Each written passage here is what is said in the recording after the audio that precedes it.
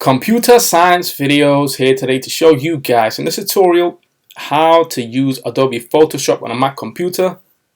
Tutorial 9, how to unhide and hide layers. Without further ado, let us start the video. So in this tutorial, you need to have access to a Mac computer, the application Photoshop, a project we have been working on. As you can see on screen, we have photo.psd. Let's just click on this, open up the project that we are currently working on.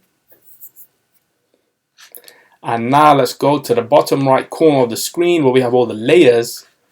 Before we do that, let's just click on a layer itself.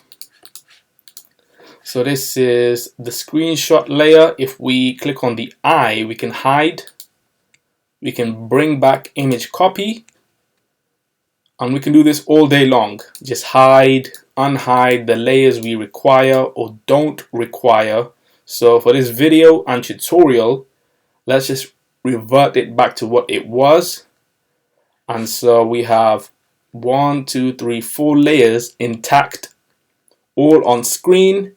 And in the next tutorials, we will be using all the layers, hiding, deleting, copying, cutting, using tools to manipulate and edit what we have on screen. So we can now Command S to save. Let's just quit Photoshop.